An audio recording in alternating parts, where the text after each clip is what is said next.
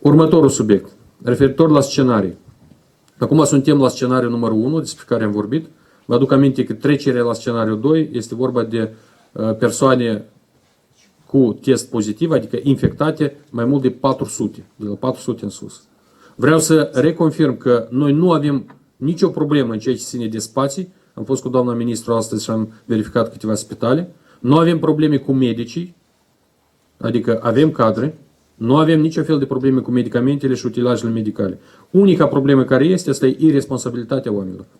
La această etapă e irresponsabilitatea cetățenilor noștri. Și vreau să vă atenționez că începând cu ziua de mâine, poliția va începe să sancționeze persoanele care nu respectă ceea ce a fost menționat de către Comisia Situații Excepționale.